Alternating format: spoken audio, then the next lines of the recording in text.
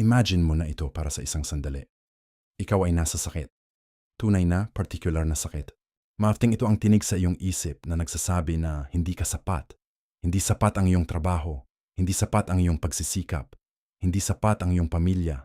Hindi sapat ang iyong puso. O maading ito ay isang pagkawala na hindi umalis. Isang taong mahal mo na hindi mo na makikita. Isang pangarap na hindi naging totoo. Isang kinabukasan na hindi mo makikita. O maaring ikaw ay nasa isang komunidad na nabasag. Ang mga tao na dapat maging iyong pamilya ay naging iyong problema. Ang mga tao na dapat magkaisa ay nag-agian. Ang mga tao na dapat magmahal ay nag-away. Maaaring ito ay isang katawan na sumusuko. Isang edad na lumalampas ng mas mabilis kaysa sa iyong inaasahan. Isang sakit na hindi maalis. Isang takot na hindi maubos. At saan man ka naroroon, saan man ka nagsusumikap na mahanap ang solusyon, ang pag-asa, o kahit anong paraan para makabagal ang puso mo mula sa pagdidil ng takot. May isang lalaki na sumusulat para sa iyo. Hindi niya alam ang iyong pangalan. Hindi niya nakikita ang iyong mukha.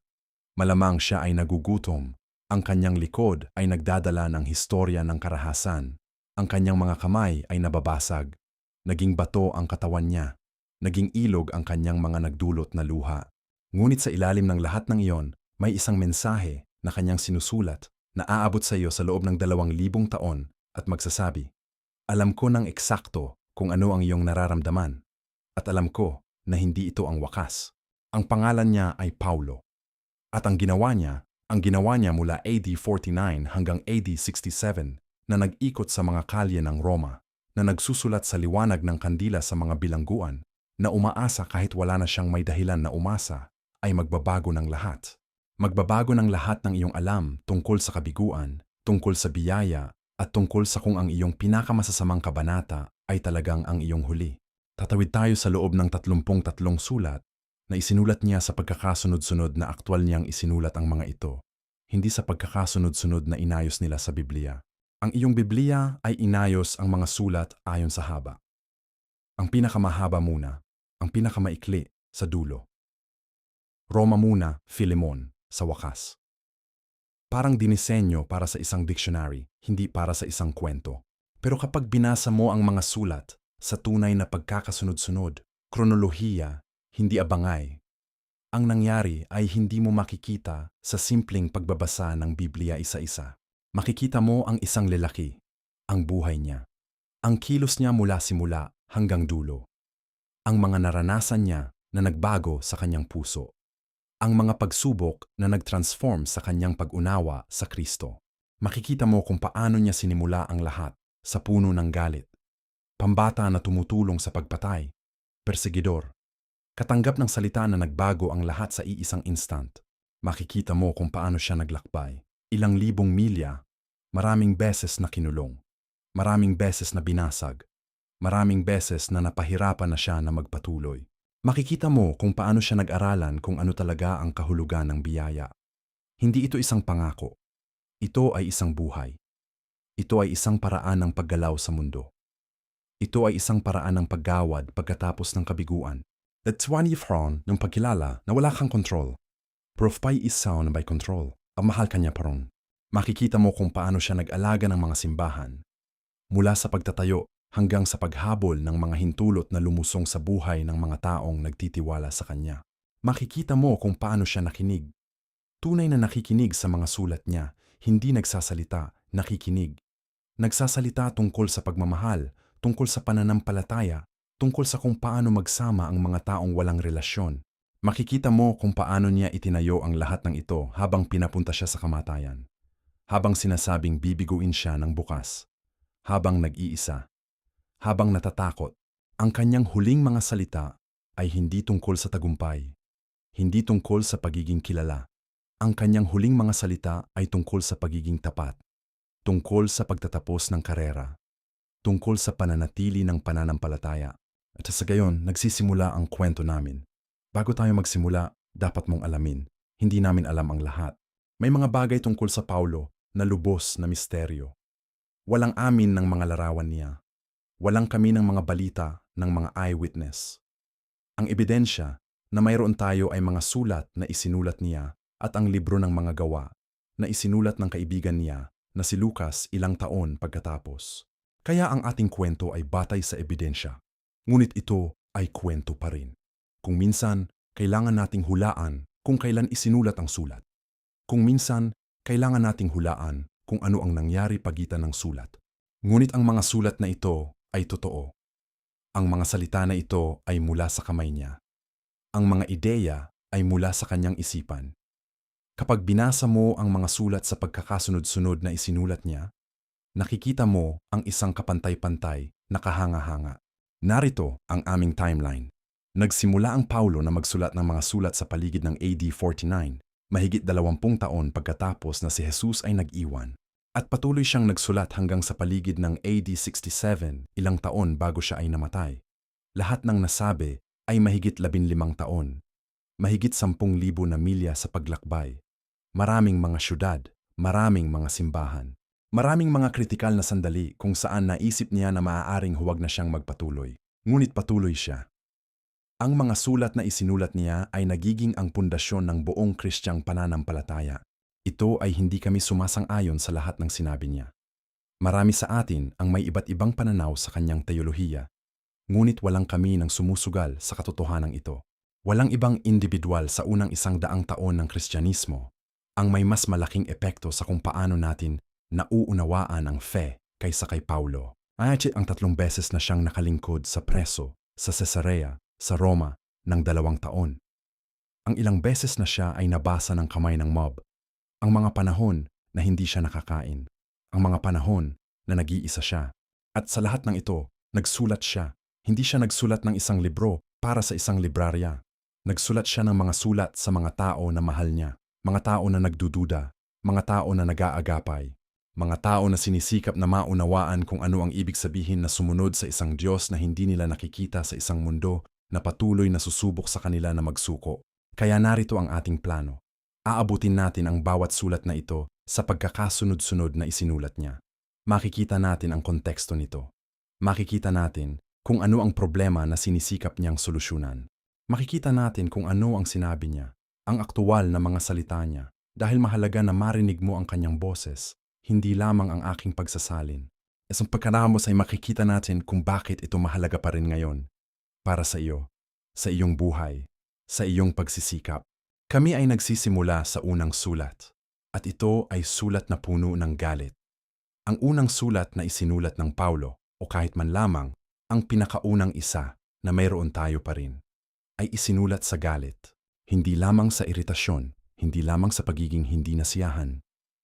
Ito ay galit na umuusbong mula sa nagawa na siyang pagsisikripisyo ng nagsulat, mula sa kanyang dugo na pumasok sa ilalim ng mga bato, mula sa kanyang pagmamahal para sa mga taong ginagawa niya ang maling desisyon.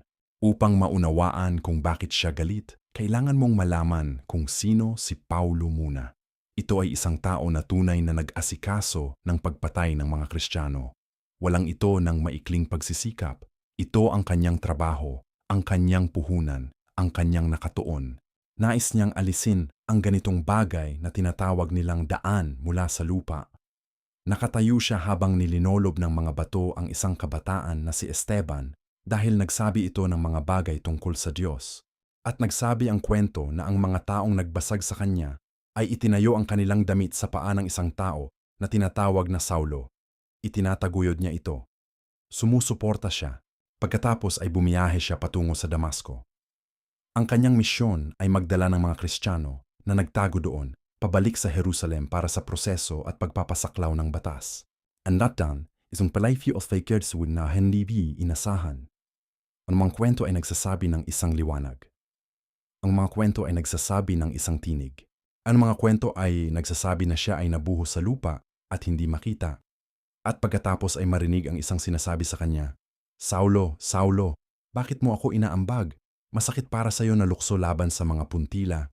Kung totoo ito, kung ito ay tunay na nangyari, kung ang Hesukristo na pinatay ng mga Kristiyano na nagsimula mula sa nothing, na walang katawaran, ay pinakita sa kanyang sarili. Sa taong ito na nag-asikaso ng pagpatay sa mga taong naniniwala sa kanya, kung gayon ang buong buhay ni Paulo ay napasama, ang kanyang lokal na kaalaman ay isang kabitaan. Ang kanyang misyon ay isang kahapon. Ang kanyang pagkakakilanlan ay hindi na nandoon na. Sumiklab siya mula Damasco. Lumaki siya sa Arabi. Literal na kwento ang nagsasabi na napunta siya sa disyerto ng paligid ng Arabi para mag-isip. 3 taon. 3 taon upang malaman kung ano ang nangyari. 3 taon upang maunawaan kung paano magiging Kristiyano ang isang Hudayo na tulad niya.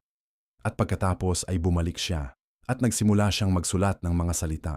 Ang mga salitang hindi niya nawari na sa mga susunod na taon ay magiging pundasyon ng buong himpilan ng Kristyanismo.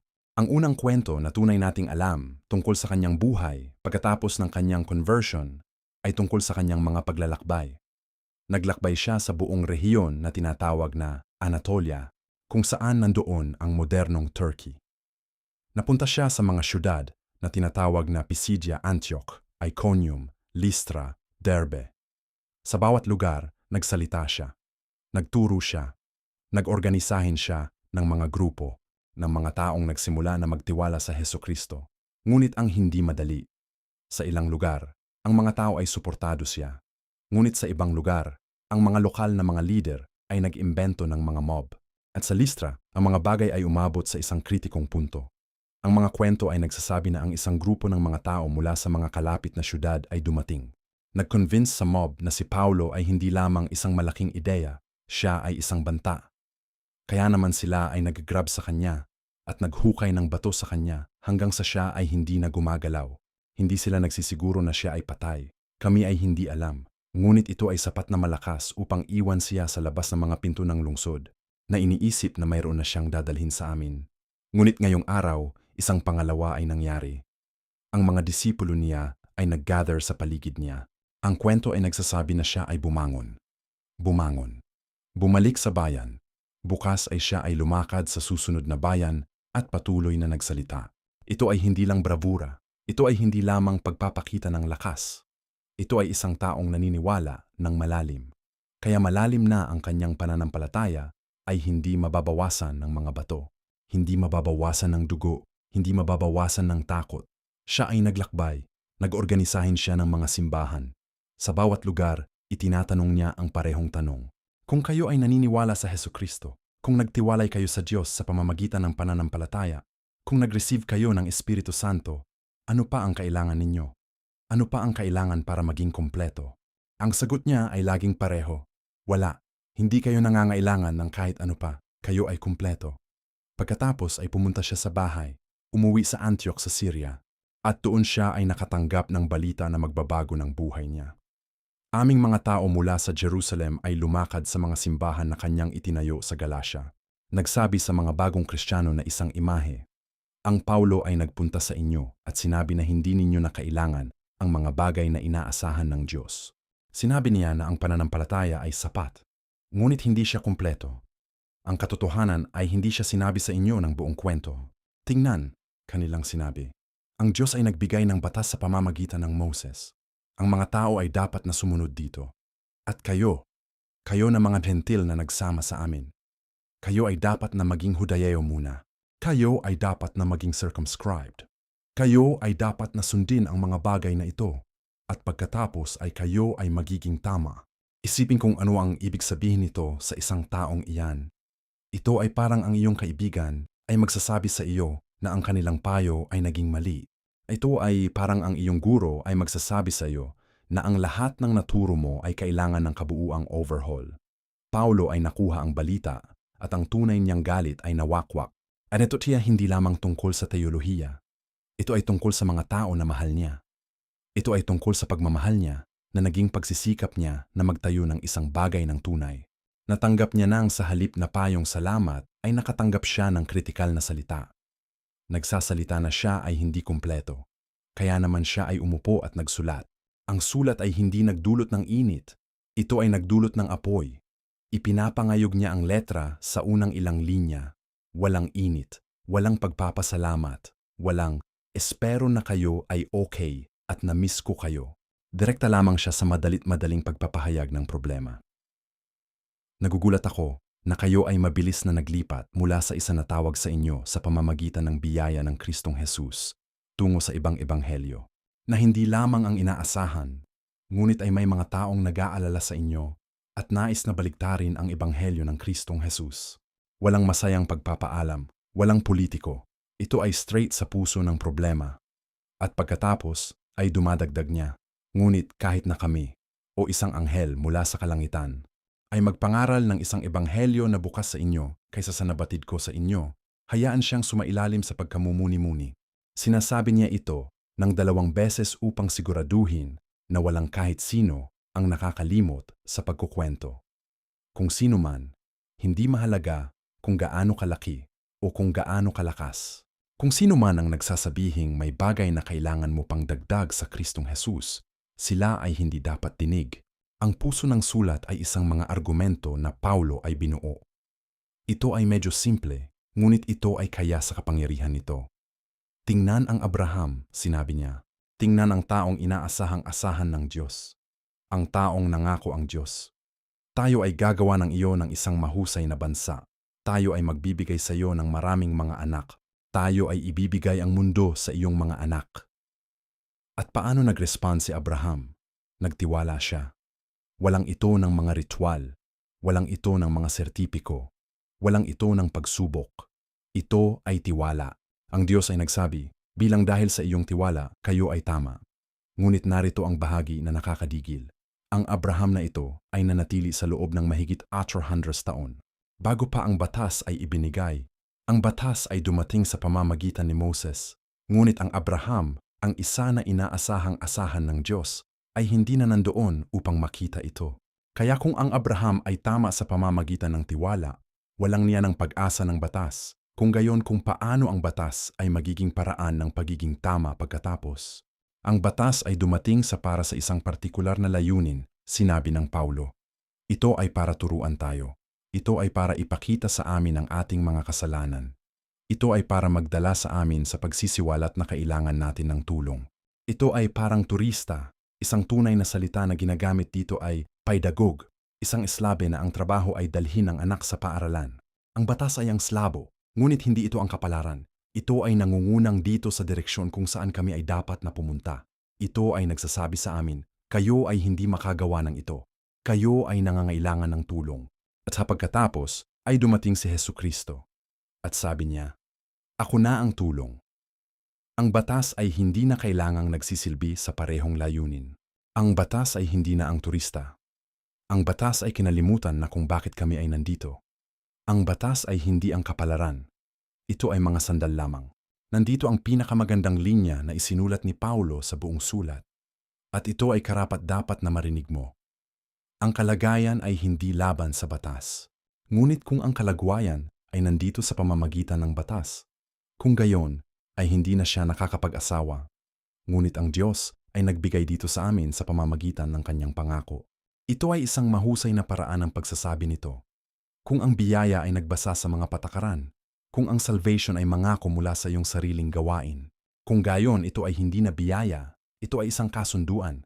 Ginawa ko ang iyong trabaho, kaya naman kayo ay dapat magbayad sa akin. Ito ay isang transaksyon, hindi isang regalo. Ngunit ang Diyos ay hindi nag-offer ng isang transaksyon. Ang Diyos ay nag-offer ng isang regalo. Walang kondisyon. Hindi conditioned sa iyong katuparan. Hindi conditioned sa iyong pagsubok. Ito ay isang regalo sa pamamagitan ng pananampalataya. At pagkatapos ay nagdadagdag niya ng isang linya na tunay na nakukuha ang puso nito. Walang Hudayeo o Griego. Walang slave o libres. Walang male o babae. Lahat kayo ay isa sa Kristong Jesus. Isipin kung ano ang ibig sabihin nito sa panahon na siya ay nagsulat. Yung mundo ay kulay. Yung mundo ay may mga linya na kung saan kayo ay nakatayo ay determinasyon sa karamihan ng iyong buhay.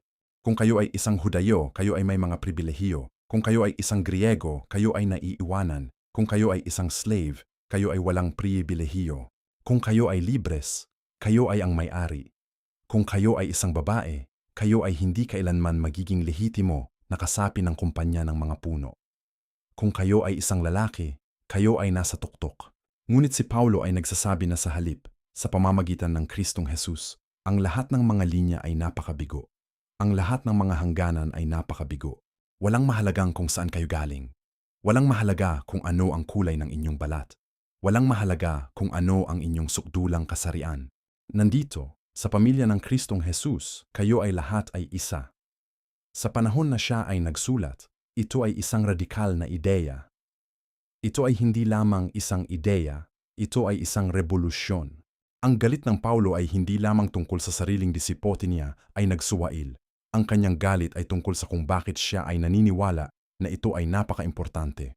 Dahil kung ang batas ay muling na imposyon, kung ang mga gawain ay muling na ginagawang kalikasan, kung ang biyaya ay hindi lamang sapat, kung gayon kami ay bumabalik sa mundo, kung saan ang kasarian, ang kulay ng balat, ang legal na status ay mga halumbaga. Kami ay bumabalik sa mundo ng mga dibisyon. Kami ay bumabalik sa mundo ng mga lihim. Kami ay bumabalik sa mundo kung saan ang ilan ay may pag-asa at ang iba ay walang. Ito ay hindi siya huwag ipagpatuloy. Ito ay hindi lamang isang teolohikal na sigasig. Ito ay isang revolusyon na kinabibilangan ng kanyang kaluluwa. Ito ay kung bakit ang sulat sa mga Galatian ay nagsisimula sa galit. Mula Galatia, ang kwento ay gumagalaw papunta sa Greece.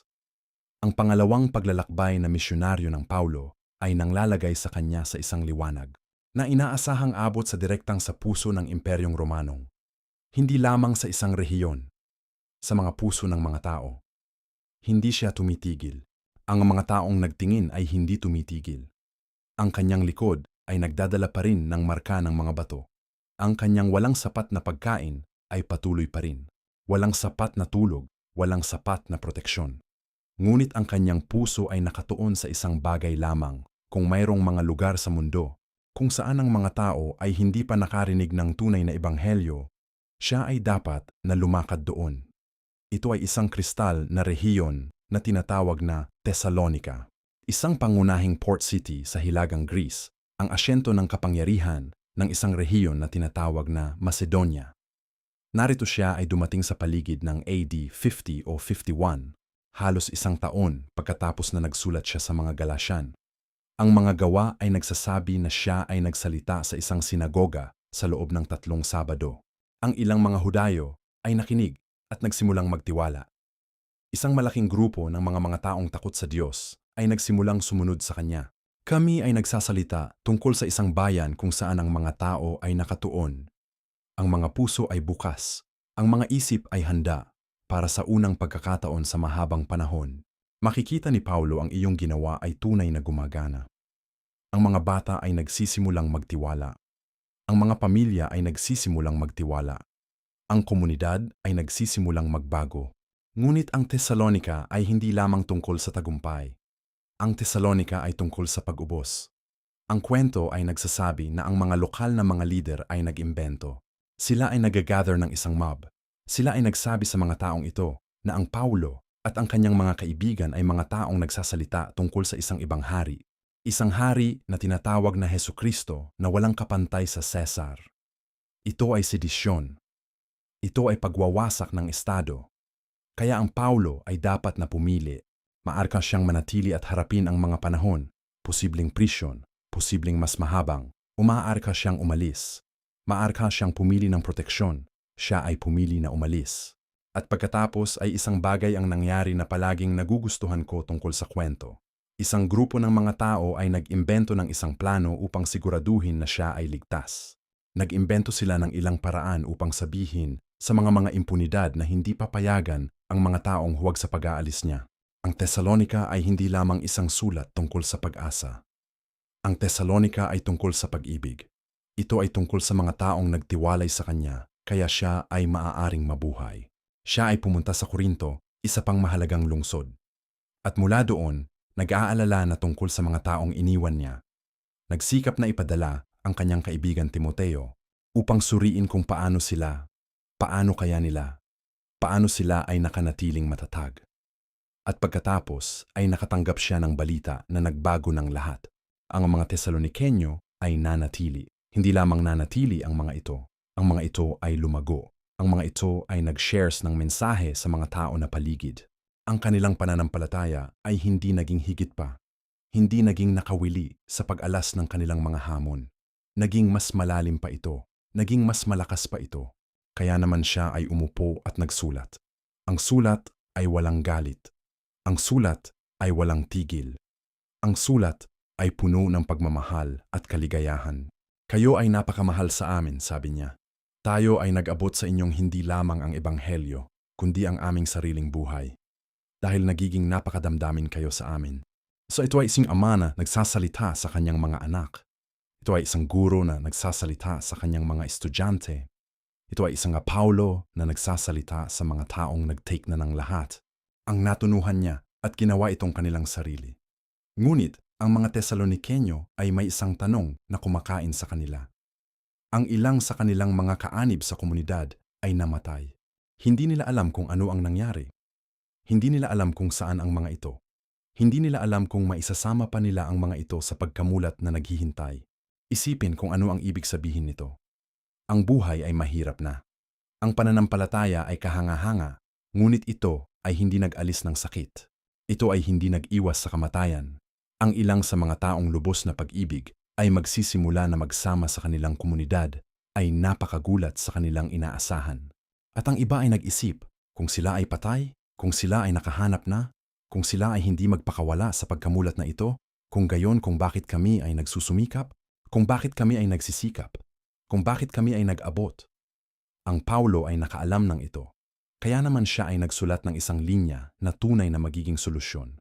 Pero hindi kami nais na kayo ay ignorante tungkol sa mga nagmatagumpay sa tulog upang kayo ay hindi mahirap na tulad ng mga walang pag-asa. Dahil kung naniniwala kami na si Jesus ay namatay at nabuhay muli, kahit na ang mga natulog sa pamamagitan ni Jesus ay dalhin ng Diyos kasama niya. Ang patay ay hindi naiwan sa likod. Ang patay ay unang linya. Dahil ang Panginoon niya ay bababa mula sa kalangitan gamit ang isang sigaw, gamit ang tinig ng isang arkanghel, at gamit ang tunog ng trompeta ng Diyos. At ang mga patay sa Kristong Jesus ay magtataas muna. Pagkatapos ay tayo na nabubuhay, na nananatili, ay bigyang buhay kasama nila sa mga ulap upang makilahok sa Panginoon sa hangin. At kaya't magiging kasama natin ang Panginoon. Ang patay ay hindi naiwan. Ang patay ay unang linya. Ang mga ito ay ang unang na magpapakawala sa pagkamulat. Ang mga ito ay hindi makakahanap. Ang mga ito ay makakahanap.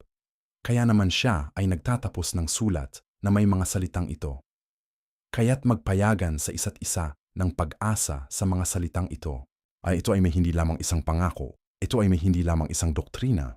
Ito ay isang kaibigan na nagsasabi sa iyo habang kayo ay umiiyak. Ang pag-asa ay hindi nangongopya. Ang pag-asa ay hindi lamang sumusubok. Ang pag-asa ay totoo at direkta sa puso ng kung sino ang Diyos ay. Ngunit ang kwento ay hindi nagtatapos doon. Kahit na ang malikas na palad ay laging nagdadala ng bagong hamon. Ang ilang sa mga Tesalonikenyo ay basahin ang sulat niya at pumili na basahin ang isang halimaw. Ang ilan ay nagsimulang mag-isip na dahil ang Panginoon ay parating at ang mga ito ay nagsimulang magtiwala na ito ay lubhang malapit na marahil sa hinaharap na linggo o buwan kung bakit sila ay dapat na magtrabaho pa, kung bakit sila ay dapat na mag-alaga pa, kung bakit sila ay dapat na magsikap pa upang bumuhay sa mundo na ito kung ito ay bumababa na. Kaya ang ilang ay tumitigil na magtrabaho. Ang ilang ay nagsisimulang maging isang problema sa kanilang mga komunidad. Ang kanilang mga kasama ay dapat na suportahan sila dahil hindi sila gumagawa ng kahit ano. Kaya naman Paulo ay nagsulat ng isang pangalawang sulat. At ang pangalawang sulat ay mas maikli, mas direkta, at may isang linya na tunay na hindi dapat malimutan. Ngunit ang kami ay nag-aatasahan sa inyo sa pangalan ng Panginoon nating Jesucristo na hindi kayo kasama ng sinumang nagpapahinga ng langis. At sa halip ay magsikap na maging mamimili. Naniniwala sa Jesucristo ay hindi nangangahulugang titigil ka na gumawa ng trabaho. Naniniwala sa Jesucristo ay nangangahulugang gumagawa ka ng trabaho nang may pag-unawa na ito ay hindi lamang tungkol sa pagkakaroon ng pera o tagumpay. Ito ay tungkol sa pagiging responsable. Ito ay tungkol sa pagtulong sa iyong mga kaibigan. Ito ay tungkol sa pag-alaga sa iyong pamilya. Ito ay tungkol sa pagiging epekto sa mundo kahit na ang mundo ay magiging bumuo sa wakas. Pag-asa ay hindi pagmamahal. Pag-asa ay hindi katuwaan. Pag-asa ay responsibilidad. Ngunit may isang bagay na hindi ko gustong mapabayaan. Ang kami ay sinasabi ang kwento tungkol sa kung paano ang mga Tesalonikenyo ay nagsulat. Pero hindi natin talaga nauunawa ng buong kwento dahil ang aming mga salita ay limitado. Ang aming mga salita ay makakagawa ng isang kwento tungkol sa isang komunidad. Ngunit ang tunay na kwento ay tungkol sa isang magandang, sa isang pahalag, sa isang kahulugan na lumalampas sa aming mga salita. Ito ay ang kwento ng mga taong nagsisikap na maunawaan ang kanilang pananampalataya kahit na sila ay nabugot. Ito ay ang kwento ng mga taong nakikinig sa kung ano ang sinasabi ng isang taong hindi lamang isang halaga, ngunit isang kaibigan. Ito ay ang kwento ng mga taong nangunguna sa kanilang pananampalataya kahit na ang mundo ay nagsisikap na sabihin sa kanila na walang ito ng pag-asa. Ang kami ay nagmaturo mula sa mga kwentong ito. Ang pananampalataya ay hindi lamang tungkol sa ating sarili. Ang pananampalataya ay tungkol sa kung paano kami ay nabubuhay at kung paano kami ay tumitingin sa mga tao sa paligid. Mula Tesalonica, ang kwento ay gumagalaw sa isang lugar na iba. Ito ay isang lugar na nag-aalok ng maraming pangako, ngunit ito ay nag-alok din ng maraming problema. Ang Corinth ay isa sa mga pinakamahalagang lungsod sa Imperyong Romano. Ito ay isang crossroads ng kalakalan. Ito ay isang lugar kung saan ang mga tao mula sa lahat ng sulok ng mundo ay pumapasok. Mga manggagawa, mga negosyante, mga taong naghahangad ng swerte, mga taong naghahangad ng kamakayaan, mga taong naghahangad ng mga ligaya na maaaring mungkahi ng tubig at liwanag. Ang Corinth ay kilala sa isang tiyak na paraan ng pagiging buhay. Sa panahon na ito, ang pagkakaistilo na tulad ng isang Corinthian ay nangangahulugang walang limitasyon na pamumuhay. Walang kalidad, walang uri, walad. Corinth ay hindi tungkol sa konsepto ng tradisyon o paniniwala. Corinth ay tungkol sa ngayon, sa inyong sarili, sa kung ano ang maaari ninyong makuha. Siya ay dumating doon at gumawa ng isang desisyon na nananatili sa amin. Hindi siya naging isang imun sa mga lokal na mga katangan. Hindi siya naging isang may kapangyarihan na relihiyoso na nagsasalita mula sa isang kalansay. Siya ay naging isang manggagawa. Siya ay nagtrabaho sa tag-araw, gabi ay nagsalita. Nangahulugang ang kanyang pagpasok ay hindi siyentipiko. Kaya naging isang bahagi ng komunidad na ito. Ang mga taong naghahangad na marinig ang kanyang mensahe ay hindi lamang pinakinig. Nang dahil sa hiya o obligasyon, pinakinig nila ito dahil sa mga ito ay naging pamilya niya. Siya ay nanatili doon ng 18 buwan. Ang sa loob ng oras na iyon, isang komunidad ay nabuo. Mga tao mula sa iba't ibang mga bakuran, mula sa iba't ibang mga dalubhasa, mula sa iba't ibang mga estado ng buhay ay nagsama-sama upang magtulungan at magtiwala sa Hesukristo. At pagkatapos ay nagdesisyon siya at ang lahat ay nagsimula ng masira. Walang susi kung bakit. Kami ay hindi alam kung ano ang nangyari sa loob ng mga tao ng Corinth na nangangailangan ng sobrang likas na interes sa kanyang mga tauhan. Ngunit ang mga bagay ay kusot. Ang ilan sa mga taong nangunguna ay nagsimulang makipagkipot para sa kapangyarihan. Ang ilan sa mga taong umasa ay nagsimulang maguluhan tungkol sa kung ano ang tunay na ibig sabihin ng pananampalataya. Ang ilan sa mga taong nangako na sumunod sa Kristong Jesus ay nagsimulang manalo na ang kalusugan ng komunidad ay hindi sapat na mahalaga. Ang mga gawa ay nagsasalita lamang tungkol sa kung paano siya ay bumuo ng komunidad. Ang sulat na isinulat niya sa komunidad na ito ay nagsasalita tungkol sa kung gaano sila ay nagsimulang kumuha. Ang mga problemang ito ay nagmula-mula sa isang sulat na naisulat niya, na ngayon ay nawala na lamang. Kami ay hindi alam kung ano ang sinabi nito. Ngunit maaari naming hulaan mula sa kanyang mga tugon. Kawahang mga taong ito ay nag-iwan. Ang mga may ito ay nag-iwan. Ang mga may ito ay nagsulat ng mga tanong.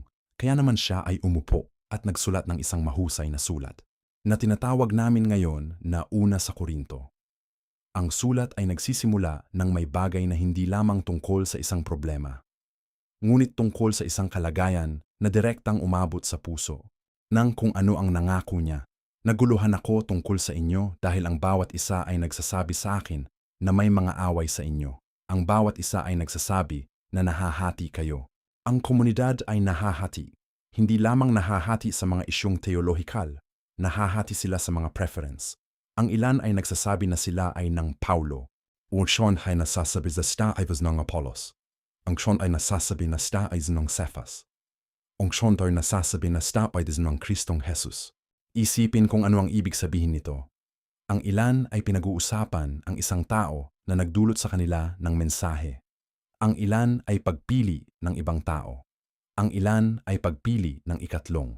Ang ilan ay nagsasabi na ang partisanismo ay walang halaga. Kayo ay dapat na sundin lamang si Kristong Jesus. Ngunit ang ilan sa mga ito ay nagsimulang maging isang problema dahil kung ang tao na pinili mo ay mas pinahahalagahan ng iba, kung gayon ang iyong pandinig ay lumabas bilang hindi sapat, ang iyong pananampalataya ay lumabas bilang hindi sapat, ang iyong mga kaibigan ay lumabas na hindi ito upang magtiwala. Kaya ang komunidad ay nagsisimulang makipagkipot. Ang kinakabang ito ay nag-aalok ng maraming mga anyo.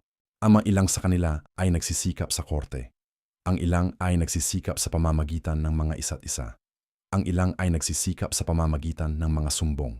Ang lahat ay nag-alok sa isang komunidad na dapat ay nabubuo ng magkakasama, ay nag-aalok sa mga nakakainit na pagitan. Ngunit may mas malaki pa, ang ilan sa komunidad ay nag-oorganisa ng isang imahe na tunay na nakasirang puso sa Paulo. Ang isang tao, ang aming mga salita ay hindi sapat na malalim upang sabihin kung sino ay nanalo na ang kanyang kasosyo. At sila ay nagsama. Ang komunidad ay alam. Ang komunidad ay dapat na tumugon. Ang komunidad ay dapat na alaga tungkol sa kung ano ang ibig sabihin ng walang ito na sumunod sa Hesukristo, ngunit hindi nila. Yang ilang ay maging ipinagmamalaki. Tingnan kung gaano kami nang nakahanay at bughaw na malalim kami ay maaaring maging. Tingnan kung gaano kami ng progresibo. Hindi kami mga tradisyonal na tao na nakahuhulog sa mga bagay na walang pangangailangan. Paulo ay nagsulat, hindi kayo dapat na magdiwang sa inyong kapalarangan. Ang isang kaunting lamad ay nag-aaleala ng buong kita. Tanggalin ang lumad. Ngunit sila ay hindi. Ito ay hindi lamang isang sulat na tungkol sa moral na pag-iingat. Ito ay isang sulat na tungkol sa kung ano ang kahulugan ng pagiging isang komunidad. Ang ilan ay nagsisimulang maging lased sa mga pagkain na sumisikdal sa Diyos. Ang ilan ay nagsisimulang basahin ang mga alahas na nagduduka ng sama. Ang komunidad ay nagsimulang maging isang lugar ng mga dagdag na pagkakamali, hindi isang lugar ng pagbabago. Ngunit ang pinakamalalim na problema ay hindi lamang tungkol sa mga gawain. Ang pinakamalalim na problema ay tungkol sa puso. Ang komunidad ay nagsimulang nagsasalita tungkol sa mga dalagang espiritu. Ang ilang ay nagsisimulang mag-alok na ang kanilang mga dalagang espiritu ay mas mataas kaysa sa iba. Ang ilang ay nagsisimulang mag-alok na ang kanilang mga dalagang espiritu ay mas malakas. Ang ilang ay nagsisimulang maging pagkakaisa sa alahas at sa palagian. Ang komunidad ay nagsimulang basahin ng malalim. Kaya Paulo ay nagsulat ng isang sulat na tunay na sumasaay sa puso nito. Ang sulat ay nagsisimulang magalawan ang mga problema isa-isa. Ang ilan sa paglilihim ay masyadong direkta, malalim sila lamang, ngunit pagkatapos ay siya ay sumusulong papunta sa direksyon na iba. Nasa gitna ng mga argumento tungkol sa mga dalagang espiritu at kung sino ang may pinakamahusay na talanda, siya ay tumitigil. Ito ay parang ang isang ama na nagsasalita sa kanyang mga anak tungkol sa kung bakit sila ay umaagaw. Pagkatapos ay nagsisimula siyang usapan tungkol sa isang bagay na lumalalampas sa kanilang mga argumento. Bagaman ako ay nagsasalita sa mga wika ng mga tao at ng mga anghel, kung walang mayroon ako ng pag-ibig, ako ay tumutugtog lamang na tamak o umaawang simbal. Bagaman ako ay may kakaibang kaalaman at nauunawaan ang lahat ng mga misteryo, at bagaman ako ay may lahat ng mga tiwala na maaaring ilipat ang mga bundok, kung walang mayroon ako ng pag-ibig, ako ay walang halaga. Ito ay isang linya na tunay na kailangan nating marinig. Kung ako ay mayroon ng lahat ng mga nalalaman at gusto, ay magbigay ng lahat ng aking yaman upang mahanap ang mga dukha. At kung ibibigay ko ang aking katawan upang masunog, ngunit walang mayroon ako ng pag-ibig, lahat nito ay hindi nakakabuti sa akin. Nag-aalok siya ng isang simpleng punto. Kayo ay maaaring magbigay ng lahat. Kayo ay maaaring naglalabas ng lahat. Kayo ay maaaring maging napakatalas at napakalawak. Ngunit kung ang puso ay walang pag-ibig, lahat nito ay ingay, lahat nito ay walang husay, lahat nito ay hindi mahalaga. Pagkatapos ay idinadalumaddal niya kung ano ang ibig sabihin ng pag-ibig. Hindi ito isang emosyon, ito ay hindi lumilitaw at pagkatapos ay mawawala. Sabagat ito isang paraan ng pagiging. Ito isang paraan ng paggalawan sa mundo. Ito ini pagmamahal na umiigal ng mahabang panahon at manyaya, na hindi galit at hindi magagalit, na hindi nag-iisip ng mga masasamang bagay, na umuusbong sa katotohanan, hindi sa kawalan ng integridad. Ngunit nandito ang bahagi na talagang abot kamay. Ang pag-ibig ay hindi kailanman nabigo. Lahat ng iba ay mawawala. Ang lahat ng iba ay magwawakas. Ang lahat ng mga talanda ay magiging walang halaga. Ang lahat ng mga kaalaman ay magiging lumang palya. Ang lahat ng mga gawain ay magiging lumang kwento. Ngunit ang pag-ibig ay hindi kailanman. Ang pag-ibig ay nananatili. Ang sulat na ito ay hindi isang sulat tungkol sa moral na pag-iingat. Ang sulat ay isang sulat tungkol sa kung ano ang tunay na pundasyon ng isang komunidad ng pananampalataya, ang puso, ang pag-ibig, ang pagkilala na ang lahat ng iba ay maaaring maging kalagayan o kontrol o langis o pagnanais. Ngunit ang puso ay ang puso. Ang pag-ibig ay ang pag-ibig. At nang wala ito, meron kaming mga ilaw na walang liwanag, mga tunog na walang musika, mga tao na walang pag-ibig. Ngunit ito ay hindi ang huling sulat na isinulat niya sa Korinto. Kahit na ang sulat na ito ay ipinadala, kahit na ang mga taong ito ay nagbasa nito, isang bagay ang nangyari na lumulupot sa nakakaaliw na kalikasan. Ang Paulo ay bumisita sa Korinto sa kanyang sarili. Siya ay umasa na ang kanyang presensya ay makakatulong. Siya ay umasa na ang kanyang pagmamahal ay makakatulong. Siya ay umasa na ang kanyang mga salita ay makakatulong. Ngunit ang isang tao sa komunidad, walang kami ay alam kung sino, ay kalaban siya. Ito ay hindi lamang isang personahe na hindi tumugon sa kanyang mensahe. Ito ay isang taong direktang sinusulong ang kanyang kapangyarihan. Ito ay isang taong inihiwalay siya sa harap ng mga tao na mahal niya. Ang Paulo ay nakaramdam ng hindi mapagkakatiwalaan. Ang Paulo ay nakaramdam ng mga handa. Ang Paulo ay umulit. Ang Paulo ay nagsulat ng isang sulat na walang kami ay makikita na ngayon. Ang mga na ito ay tinatawag na ang sulat na may luha sa Pauline na pangunahing mga pinag-aralan na nangunguna sa sakit nito. Ngunit pagkatapos ay nangyari ang isang bagay. Ang ilang sa komunidad, hindi lahat, ngunit ang ilan ay nagsimulang magpagsisi. Ang mga ito ay magsisimula upang nauunawaan kung ano ang Paulo ay sumasalamin. Ang mga ito ay nagsimulang maunawaan kung bakit ang kanilang kalagayan ay hindi na pangako, nang walang hanggan, ngunit isang hamon sa kanilang pag-ibig. Ang Paulo ay nagsulat ng isang pangalawang sulat sa Korinto. Ang sulat na ito ay iba. Ang sulat na ito ay tungkol sa rekonsilyasyon. Ang sulat na ito ay tungkol sa nagsisikap na mangyari pagkatapos ng mga makakasama ang mga pangyayari. Ang sulat na ito ay tungkol sa kung paano ang isang komunidad ay maaaring magsama muli pagkatapos ng pagsisigaw at pagkakauwi. Ngunit sila ay may problema. Ang ilang sa komunidad ay nagsimulang sumugal sa kanyang boses. Ang ilang ay nagsimulang magsabi na siya ay hindi sapat na malakas. Ang ilang ay nagsimulang magsabi na siya ay hindi sapat na imposing. Ang ilang ay nagsimulang magsabi na siya ay mabuti sa sulat, ngunit sa persoon ay lampas na malayo. Kaya Paulo ay nagsulat ng isang bagay na tunay na halata, na nag-urawa siya ng reluwante. Mula sa mga Hudyo, 5 beses na nakatanggap ako ng 30 na pagkakataon na higit pa. 3 beses na dinuol ako ng pamalo. Minsan na ako ay nabato. 3 beses na nasira ang aking barko. Isang gabi at isang araw na ako ay nasa kalaliman ng dagat. And isang curriculum vitae ng sakit. Trying hindi isang listing yung mga tagumpay. Trying hindi isang listing yung mga kita. Trying isang listing yung mga beses na Paulo ay dinile. Na siya ay sapat na malakas upang sumama sa isang subok na mundo. Sa maraming paglalakbay, sa mga panganib mula sa mga ilog, sa mga panganib mula sa mga tulisan, sa mga panganib mula sa aking sariling mga punong bata, sa mga panganib mula sa mga gentle, sa mga panganib sa lungsod, sa mga panganib sa wildernesses, sa mga panganib sa dagat, sa mga panganib sa aking sariling mga Kristiyano. Ito ay hindi lamang isang listing. Ito ay isang pagsasaya ng sakit na ginagamit upang ipakita na ang tunay na kapangyarihan ay hindi nagsasalita. Ang tunay na kapangyarihan ay nananatili. Ang tunay na kapangyarihan ay sumunod sa kahit na ang mundo ay gumagawa nito. At pagkatapos ay nagdadagdag niya ng isang bagay na tunay na nakakamangha tungkol sa personahe nito.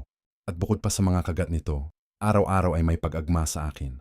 ang aming malalim na interes sa lahat ng mga iglesia. Ang mga sakuna ay hindi ang mga bagay na sinusukat niya ang kanyang tagumpay. Ang mga bagay na sinusukat niya ang kanyang tagumpay ay ang kanyang alalahanin para sa mga tao na naglalakbay na hindi alam kung saan sila ay pumupunta.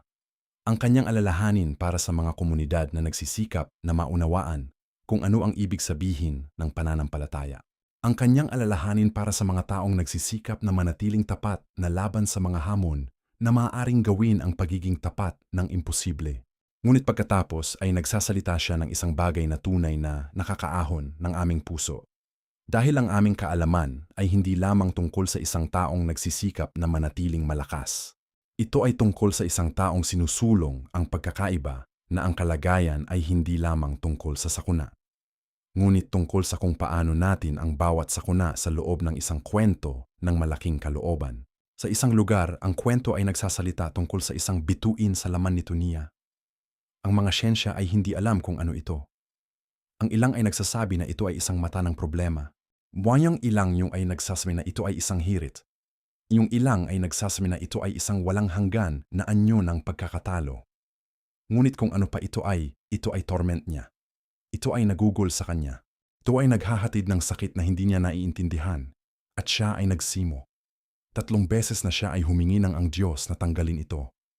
3 beses na ang Diyos ay nagsabi ng hindi. Ngunit ang Diyos ay nagsabi ng isang bagay na magbabago ng kanyang buhay.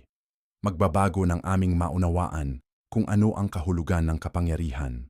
Ang aming biyaya ay sapat para sa iyo dahil ang aming kapangyarihan ay kumpleto sa kahinaan. Paulo ay hindi makakuha ng miracles. Paulo ay hindi makakakuha ng pagsira. Paulo ay makakakuha ng biyaya. Paulo ay makakakuha ng lakas upang sumama sa ang sakit na hindi niya maaaring mawala. Ito ay pagbabago nito. Dahil kung gayon siya ay magsasabi, kaya naman ako ay sasayangin sa aming mga kahinaan, sa aming mga pagdidirita, sa aming mga pangangailangan, sa aming mga persegusyon, sa aming mga bungal, dahil para sa Kristong, kami ay malakas na kapag kami ay mahina. Hindi siya bukas sa kalagayan dahil nagnanais siya na maging kahanga-hanga. Hindi siya bukas sa kalagayan dahil nagnanais siya na gawing mas mahusay ang kanyang kwento. Siya ay bukas sa kalagayan dahil ang kalagayan ay kung saan ang Diyos ay gumagana ng pinakamalalim. Ito ang lihim na Paulo ay natutunan mula sa Korinto. Ang kwento ng Korinto ay hindi lamang tungkol sa isang komunidad na nagsisikap. Ang kwento ng Korinto ay tungkol sa isang taong sinusulong na alamin kung ano ang ibig sabihin, na maging malakas sa isang mundo na patuloy na sumusubok na gawing mahina siya. Ang Paulo ay nagturo sa mga Korintiyan na tungkol sa pagpapahayag. Siya ay nagturo tungkol sa kung paano natin dapat na mag-ingat ng aming mga katawan. Siya ay nagturo tungkol sa kung paano natin dapat na makipag-ugnayan sa mundo. Na puno ng mga lihim, siya ay nagturo tungkol sa kung paano natin dapat na maging isa't isa sa loob ng isang komunidad na dapat na bumuo. Hindi na bumigo, ngunit ang pinakamalalim na leksyon ay hindi tungkol sa mga ito. Ang pinakamalalim na leksyon ay tungkol sa kung paano natin ang nakakaranas ng Diyos. Kami ay nakakaranas ng Diyos hindi sa aming kapangyarihan, kundi sa aming kahinaan. Kami ay nakakaranas ng Diyos hindi sa aming tagumpay, ngunit sa aming pagsubok. Kami ay nakakaranas ng Diyos hindi sa aming kalayaan mula sa mga gawain, ngunit sa aming pagiging handa na maabot ang mga gawain. Kahit na kami ay hindi sigurado kung paano kami ay makakakuha sa iba. Kaya ngayon natin ay umalis sa Korinto. Ngunit ang mga leksyon ay nananatili dahil ang bawat isa sa atin ay may isang Corinth sa aming buhay. Ang bawat isa sa atin ay may isang lugar kung saan kami ay nagsimulang basahin. Ang bawat isa sa atin ay may isang sandali kung saan kami ay nag-isip na ang biyaya ay hindi sapat. Ang bawat isa sa atin ay may isang pagkakataon kung saan kami ay nag-isip na kailangan namin ng iba pang mga panunutsang karagdagan upang maging okay. Ang Paulo ay nagsasabi na kami ay mali. Ang Paulo ay nagsasabi na ang biyaya ay sapat. Ang Paulo ay nagsasabi na ang pagmamahal ay ang puso. Ang Paulo ay nagsasabi na ang aming kahinaan ay kung saan ang Diyos ay pinakamalakas. Kami ay sumasagot sa sulat niya sa pamamagitan ng pagkilala na kami ay hindi mag-iisa. Sa aming mga hamon, kami ay sumasagot sa sulat niya sa pamamagitan ng pagkilala na ang Diyos ay gumagalaw sa aming mga pagsubok, hindi lamang sa aming mga tagumpay. Kami ay sumasagot sa sulat niya sa pamamagitan ng pagpapanatili na ang pag-ibig ay dapat na nasa puso ng bawat isa sa mga ating ginagawa. Pagkatapos ng Korinto, ang kwento ay gumagalaw papunta sa isang lugar na nakatuon ang puso ng buong mundo. Hindi lamang sa isang rehiyon, ngunit sa puso ng isang imperyo. Hindi lamang sa aming mga lokal na alalahanin, ngunit sa inaasahan ng buong mundo, Roma. Kahit siyang Paulo ay hindi pa dumating doon. Ito ay malayo pa. Ito ay imposible pa. Ngunit ang Paulo ay may isang nararamdaman. Ang Paulo ay may isang nag-aalok. Ang Paulo ay alam na kung ang ebanghelyo ay magpapabago ng mundo, ito ay dapat na magsimula sa Roma. Kaya siya ay nagsulat. Hindi niya isinulat ang isang sulat sa isang komunidad na alam na niya. Siya ay nagsulat ng isang sulat sa isang komunidad na alam niya ay hindi nangako. Siya ay nagsulat ng isang sulat na dapat na maging malinaw. Siya ay nagsulat ng isang sulat na dapat na maging kumpleto. Siya ay nagsulat ng isang sulat na dapat na magagawang walang tanong tungkol sa kung ano ang ibig sabihin niya. Ang sulat sa mga Romanong ay ang pinakamahabang sulat na sinulat niya. Ito ay isang kumpleto argument mula sa base hanggang sa isang konklusyon na walang kapantay. Ito ay isang siyentipiko na paraan ng pag-iisip na malalim na isang puso na nagsasalita. Ang sulat ay nagsisimula sa pinakamasasagutang punto. Lahat ay nagsala at napukaw ng kaluwalhatian ng Diyos. Walang ito ng sikat na kwento. Walang ito ng kung gagawin mo ang mga tamang bagay. Walang ito ng kung sisikapin mo ng sapat. Ito ay direkta. Lahat ay nagsala. Hindi kambing, hindi sapat. Hindi nagsimula ng mabuti at pagkatapos ay nagsala. Lahat ay nagsala. Lahat ay nagsulot. At pagkatapos ay nagbibigay siya ng isang solusyon na makabago sa lahat ng tayo ay naisip. Ngunit ang Diyos ay nag-alok sa atin ng kabutihan sa pamamagitan ng pananampalataya sa Hesukristo. Walang kondisyon, walang bayad, walang paraan na kami ay makakakuha nito sa pamamagitan ng aming mga gawain. Ito ay isang regalo, ito ay biyaya. Ang biyaya ay walang kondisyon. Ang biyaya ay hindi nabibili. Ang biyaya ay hindi binibili. Ang biyaya ay binibigay lamang. Ngunit ang Paulo ay nais na maunawaan kung bakit ito ay mahalaga. Kaya siya ay nagbibigay ng isang kwento na tumatagal ng buong sulat. Siya ay bumabalik sa Abramo. Siya ay nagpapakita kung paano ang Abramo ay nakatiwala sa Diyos. Paano ang Diyos ay nagsabi na ito ay sapat. Siya ay nagbibigay ng isang mga kwento tungkol sa batas at kung bakit ang batas ay ibinigay. Ngunit bakit ang batas ay hindi ang huling salita at pagkatapos ay nagsasalita siya ng kapayapaan. Dahil inayon kami ng tiwala, kami ay may kapayapaan gamit ang Diyos sa pamamagitan ng aming Panginoon na si Hesukristo. Walang ito ng mga gawain na angkop. Walang ito ng malalim na pagkilala sa kung gaano kabumuti kami ay maaaring gawing. Ito ay kapayapaan. So ito ay isang pakiramdam na kayo ay pagkilala. Ito ay isang pakiramdam na ang Diyos ay sumusuri sa inyo at sumusuri na kayo ay sapat. Dahil si Hesukristo ay gumawa ng inyong sapat. Ngunit ang Paulo ay nais na maunawaan ng mas malalim pa. Kaya naman siya ay nagbibigay ng isang analohiya na tunay na nakakamangha. Ang batas ay ibinigay upang ipakita sa amin ang aming mga salita. Ang batas ay parang isang espesyal. Ito ay nagpapakita sa amin ng kung sino kami na mula sa loob. Ito ay nagpapakita sa amin ng kung bakit kami ay nangangailangan ng tulong. Ngunit ang Kristong Jesus, ang kanyang buhay, ang kanyang kamatayan, ang kanyang pagpapakawala, ito ay hindi lamang ang tulong, ito ay ang solusyon, ito ay hindi lamang isang anghel, ito ay ang tunay na bagay, ito ay hindi lamang isang inspirasyon, ito ay isang pagbabago. Ang sulat ay tumatagal ng isang bago lamang punsyon, ang aming bumigo, ang aming kalagayan, ang aming kinabukasan. Alam ko na ang aming lumang sarili ay dinecrucify ng kasama niya upang ang aming katawan ng kasalanan ay maaaring gawing walay kapangyarihan, upang kami ay hindi na maging alipin sa kasalanan. Kami ay hindi lamang ay nabigyan ng isang bagong simula. Kami ay kamatayan. Kami ay nabuhay. Kami ay hindi na ang aming lumang sarili. Ngunit ang pinakamagandang bahagi ng sulat ay isang kabanata na tunay na nagiging kapantay sa kahulugan. Kung ang Diyos ay pumasok para sa amin, kung gayon sino ang makakapasok laban sa amin? Ang kapangyarihan ay walang kapantay.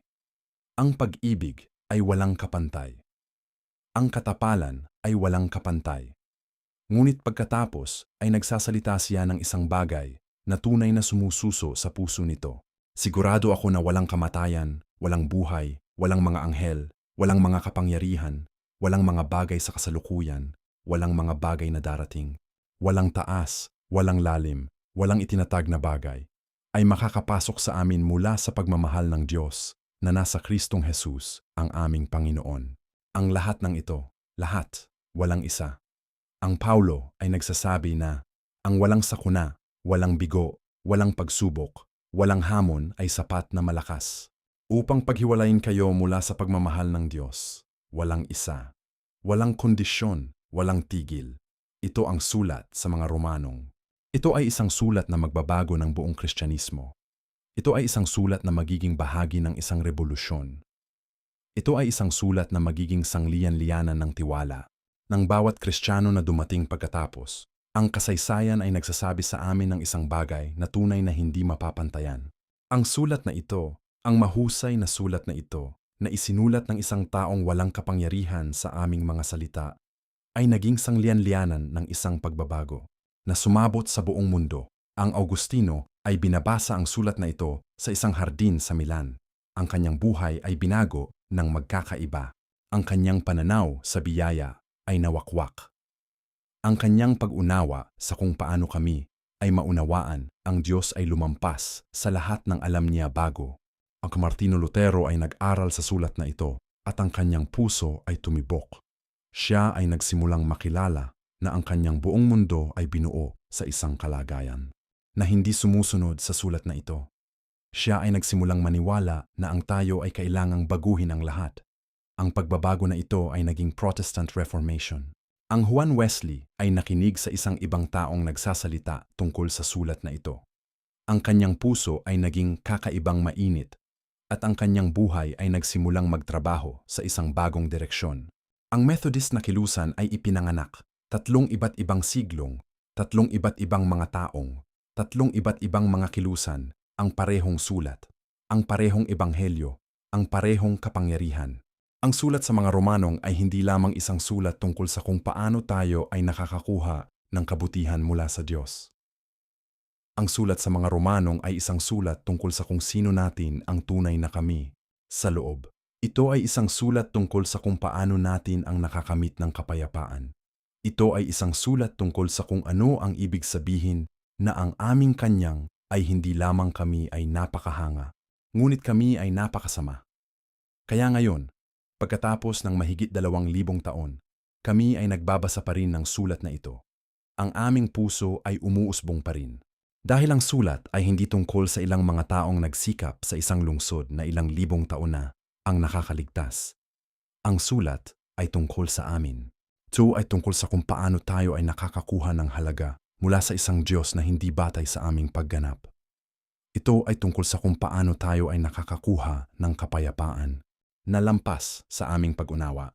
Pagkatapos ng Roma, ang kwento ay gumagalaw sa isang lugar na dapat na gawing likhang siyentipiko ng Paulo. Mga sulat na isinulat mula sa isang pangunahing pagkakataon. Hindi lamang mula sa isang bahay na may mga bisita. Mula sa isang tunay na bilangguan kung saan siya ay nakaikot sa isang Romanong sundalo. Kung saan ang bawat araw ay maaaring maging kanyang huli. Ang mga sulat na ito ay tinatawag na bilangguan epistles. Ang bawat isa ay nag-aalok ng isang aspeto ng kung sino ang Diyos ay, kung paano siya ay gumagalaw, kung paano siya ay nag-iisa. Ang unang isa ay sa mga Ephesians. Ang komunidad na ito ay buo sa isang syudad na kilala para sa kanyang templo sa Artemis, isa sa mga 7 himala ng lumang mundo. Ang templo ay isang lugar ng kapangyarihan. Ang templo ay isang lugar ng mga misteryo. Ang templo ay isang lugar kung saan ang mga taong nagsikap na maunawaan ang niyaya ay pumunta. Ngunit ang Paulo ay nagsulat sa isang komunidad na nagsisikap na maunawaan ang isang pinakamalalim na niyaya. Bago na itinayo ang mundo, kayo ay napili na ng Diyos, sabi niya. Isipin kung ano ito ang ibig sabihin. Walang tayo ay nagawa upang kumuha ng desisyon ng Diyos. Walang tayo ay nag-ambag sa pagpipilian nito. Walang tayo ay nagawa ng maganda upang gawing karapat-dapat. Bago kayo ay nabuhay, bago pa man ang mundo ay lumikha, ang Diyos ay nagsabi na kayo ay nangako, kayo ay pipiliin, kayo ay magiging bahagi ng kanyang mga plano. Ito ay isang vision na lumampas sa aming pag-iisip. Ito ay isang vision na sumusuri sa aming puso. nagsasabi na kami ay mahalaga, hindi dahil sa kung ano ang aming ginagawa, ngunit dahil sa sino kami ay mula sa loob. Ngunit ang sulat ay lumalaki pa. Ang Paulo ay nagsasalita ng isang bagay na tunay na nakakamangha. Lahat ay nabuo sa pamamagitan niya at para sa kanya. At siya ay nasa harapan ng lahat. Sa kanyang katawan, ang iglesia, kami ay binuo. Ito ay hindi lamang isang sulat tungkol sa kung paano tayo ay nakakakuha ng kabutihan. Ito ay isang sulat tungkol sa kung paano ang buong mundo ay bumubuo. Ang Kristong Jesus ay hindi lamang ang solusyon sa aming problema. Ang Kristong Jesus ay ang sentro ng lahat ng bagay. Ang Kristong Jesus ay ang dahilan kung bakit ang mga bituin ay kumukupas. Ang Kristong Jesus ay ang dahilan kung bakit ang mundo ay umiiral. Ang sulat ay tumatagal ng isang buong seksyon upang magsalita tungkol sa kung paano natin dapat na manggalang sa aming mga kasosyo. Ang sulat ay tumatagal ng isang buong seksyon upang magsalita tungkol sa kung paano natin dapat na maging mga magulang. Ang sulat ay tumatagal ng isang buong seksyon upang magsalita tungkol sa isang sinemya na tinatawag na armor ng Diyos. Ngunit ang pinakamalalim na bahagi ay isang imahe na tunay na nakakamanghang imahe. Ang Paulo ay nakakita ng isang Romanong sundalo sa kanyang sulat. Araw-araw, ang sundalo ay nakaikot sa kanyang puso. Ang sundalo ay ang kanyang pangalawang. Ang sundalo ay ang isa na kinukuha niya. Ang sundalo ay ang isa na sinusubaybayan niya. As ang Paulo ay nakita ang sundalo, as nakita niya ang isang mensahe. Kasi ang tunay na armor ay na hindi ang ginto. Ang tunay na armor ay na hindi ang metal. Ang tunay na armor ay ang katotohanan. Ang tunay na armor ay ang katuwaran. Ang tunay na armor ay ang ebanghelyo. Ang tunay na armor ay ang pananampalataya. Ang Paulo ay tumitingin sa isang Romanong sandatang disenyo upang saktan. Iniisip niya ang tungkol sa kung paano kami ay dapat na magsuot ng isang uri ng kakayahan na mas malalim kaysa sa metal, mas mataas kaysa sa ginto, mas malakas kaysa sa mundo. Ito ay kung paano ang Paulo ay nag-isip. Ito ay kung paano siya ay nagsasalita. Lahat ay isang sermon, lahat ay isang mensahe, lahat ay isang paraan ng pagsusulong ng buong mundo na pumunta sa isang bagay na pinakamalalim. Mula sa Ephesians, kami ay lumalapit sa Philippians. Ngunit ang kwento ay huwag na lamang tungkol sa isang lokasyon o sa isang teorya. Ang kwento ay nag-uusap na kami ay nananatili sa isang komunidad na naging espesyal sa Paulo. Ang Philippians ay ang unang komunidad na Paulo ay itinayo sa lupain na Europeo. Ang unang Kristiyano sa Europa ay isang babae na tinatawag na Lydia, isang negosyante sa kostosong purpurang tela. Ang mga komunidad na tumutulong ay naging ang aming pinakamahalagang suporta. Ang mga taong ito ay naging ang aming pinakamahalagang mga kaibigan. At habang siya ay nag-uusap, iniisip niya ang mga Philippians. Iniisip niya ang tunay na mga relasyon na itinayo niya doon. Iniisip niya ang mga tao na umasa sa kanya. Iniisip niya ang pagmamahal na binuo niya. Kaya naman siya ay nagsulat ng isang sulat na kung hindi ito tungkol sa teolohiya, ito ay tungkol sa pag-ibig. Ang salita kaligayahan ay lilitaw ng 16 na pagkakataon sa loob ng 4 na kabanata. Ang salita tuwa ay lalabas ng maraming pagkakataon. Ito ay parang ang Paulo ay umikot sa buong mundo na nagsasabi, maging masaya, maging masaya, maging masaya. Ngunit ito ay hindi isang kaligayahan na nakabase sa mga kalagayan. Ito ay isang kaligayahan na nakabase sa kung sino ang Panginoon ay. Paano siya ay gumagalaw? Paano siya ay nag-aalaga? Tuwa sa Panginoon palagi, sabi niya. Sabihin ko ulit, tuwa. Ito ay hindi isang payo na dapat na maging kasiya siya. Ito ay isang payo na dapat mong maunawaan na saan ka man kayo ay naroroon sa mundo. Saan ka man kayo ay nagsusumikap, kahit na ang mundo ay nagsisikap na gawing mahirap ang buhay, ang Panginoon ay nandito. Ang Panginoon ay nag-aalaga, ang Panginoon ay nagmamahal. Ang sulat ay nagsasalita tungkol sa isang imahe na tunay na lumampas sa aming pag-iisip. Ang Kristong Jesus, ang isa na nangako na walang hanggan sa likha, ay nagsimulang buhay bilang isang tao. Ang isa na may kapangyarihan ng lahat ay nagsimulang maging isang sanggol. Ang isa na dapat na kinilala bilang Diyos ay nagsimulang magsalita ng mga salita na dapat na maturo muna. Bagaman kami ay may wangis ng Diyos, Hindi niya inakala na kinakailangan na kontrolin ang pagiging kapantay sa Diyos. Ngunit dumaway ang kanyang sarili, na umabot sa anyo ng isang slave, nagiging katulad ng mga tao. Ito ay isang pagkakahulugan ng isang bagay na mas malalim kaysa sa aming pagsasalita. Ito ay ang kahulugan ng pagmamahal na hindi nag-aalok ng kondisyon.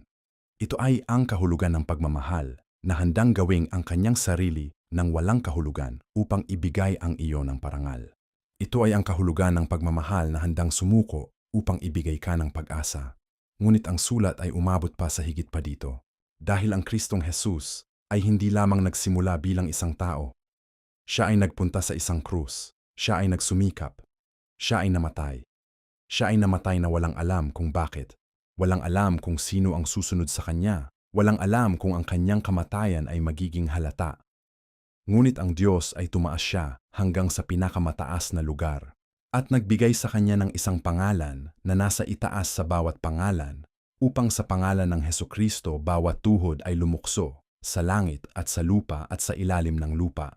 At bawat dila ay kumilala na ang Hesukristo ay Panginoon sa kaluwalhatian ng Ama. Ito ay ang pagkamulat na inaasahan ng Paulo. Ito ay ang pagbabago na inaasahan niya. Ito ay ang kalagayan kung saan ang buong mundo ay kinikilala na ang isa na nag-init ng walang lubos. Ang isa na sinulog ng walang patutunguhan. Ang isa na nagsumikap ng walang hanggan ay tunay na ang Panginoon. Ang sulat ay nagtatapos ng may isang salita na tunay na nakakamanghang salita. At ito ay tungkol sa isang kabuuang transformasyon. Kami ay nagsasalita tungkol sa isang thorn sa laman niya. Walang kami ay tiyak kung ano ito. Walang kami ay tiyak kung paano ito nakaapekto sa kanyang buhay. Ngunit ang kami ay alam kung bakit ito ay mahalaga. Dahil ang Paulo ay nagsimulang makita na ang kanyang kahinaan ay hindi isang pagkakamali. Ang kanyang kahinaan ay isang palatandaan ng kapangyarihan ng Diyos. Ang kanyang kahinaan ay isang pagkakataon upang patunayan na ang Diyos ay gumagana sa isang lugar kung saan tayo ay hindi maaaring gawing. Ipinagmamalaki ko ang among mga kahinaan dahil ang kapangyarihan ng Kristong ay kasama namin sa aming kahinaan. Ito ay ang lihim na ang susi sa bawat sulat na Paulo ay isinulat. Kami ay hindi nagpapasigot dahil kami ay malakas. Kami ay nagpapasigot dahil kami ay mahina. Ang Diyos ay malakas. Kami ay hindi nakikipagkipot dahil kami ay tiyak. Kami ay nakikipagkipot dahil kami ay nangunguna. Ang Diyos ay nagbibigay ng lakas upang patuloy. Mula sa Philippians, ang kwento ay lumalaki. Ang susunod na sulat ay para sa mga taong nakatira sa isang komunidad na tinatawag na Colossae. Ang sulat ay hindi bahaghari sa pag-ibig at kaligayahan. Ang sulat ay pahigit na sa pangangailangan. Ang komunidad na ito ay lumalakas na sumali sa mga ideya na hindi tunay na mula sa Ebanghelyo. Ang ilan ay nagsimulang nagsasalita tungkol sa mga habilang espiritu na dapat nasusundin. Ang ilan ay nagsimulang maniwala na ang kanilang mga katawan ay dapat na palampasin sa isang napakagandang paraan. Ang ilan ay nagsimulang mag-alok na ang biyaya ay hindi sapat. Kailangan namin ng higit pa. Ang Paulo ay nagsulat ng isang bagay na tunay na umaabot sa puso ng problema. Siya ay ang imahe ng hindi nakikitang Diyos, ang unang ipinanganak sa lahat ng paglikha. Dahil sa kanyang pamamagitan ay lahat ay nabuo, ang mga bagay sa langit at sa lupa, nakikita at hindi nakikita. Lahat ay nabuo sa kanyang pamamagitan at para sa kanyang pagpapahusay. Siya ay ang ulo ng katawan niya, ang iglesia. Ang isa na ito ay ang sentro. Ang isa na ito ay ang kahulugan. Ang isa na ito ay ang dahilan kung bakit ang lahat ay umiiral. Hindi ka nangangailangan ng iba pa dahil ikaw ay may lahat. Ang kailangan mo sa kanyang. Ito ay isang napakahusay na paraan ng pagsasabi nito.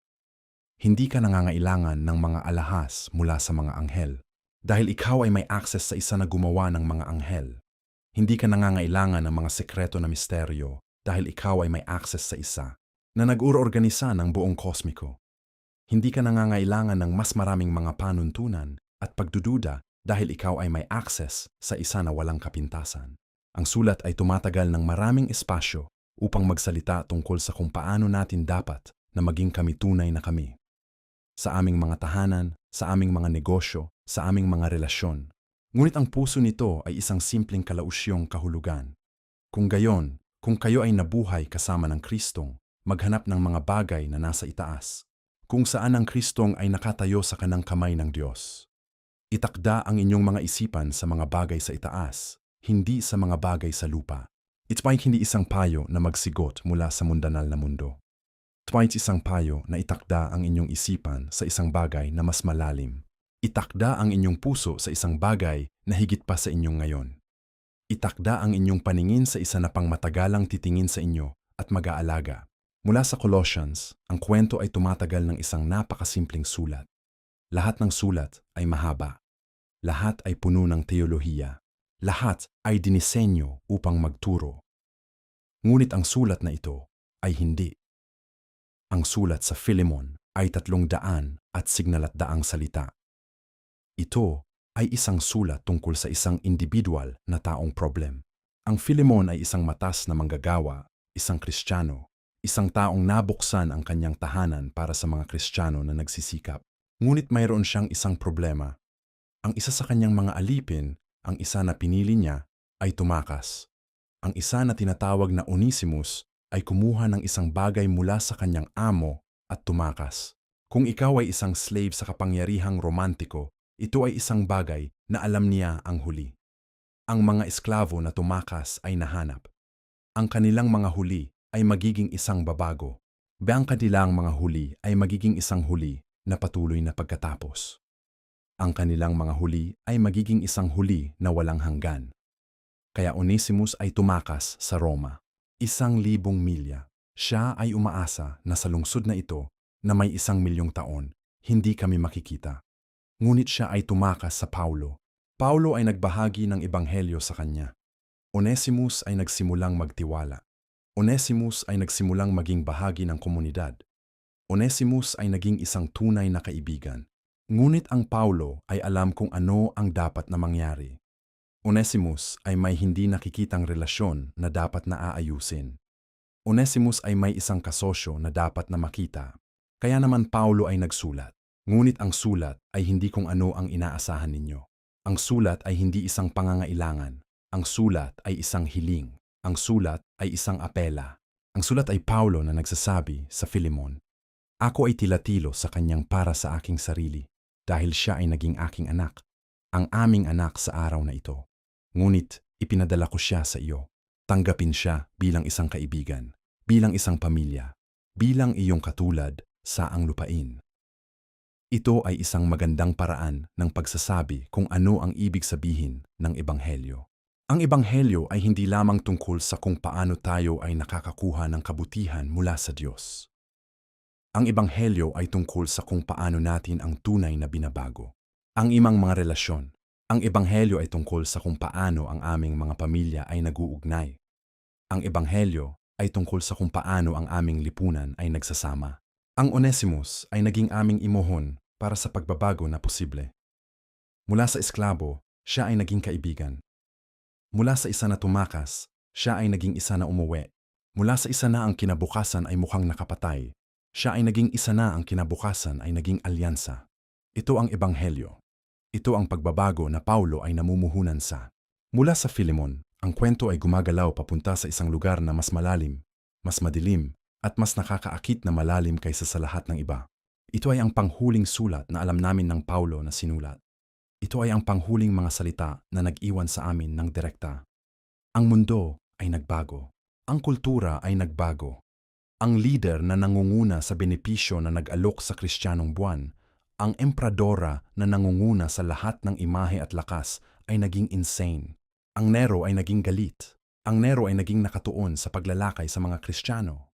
Ang Nero ay nagsimulang gawing entertainment ang kanilang mga kamatayan. Ang mga Kristiyano ay kinukulong. Ang mga Kristiyano ay pinagsasama. Ang mga Kristiyano ay pinapahayaan na maging sunog na mga liwanag sa aming mga hardin sa gabi.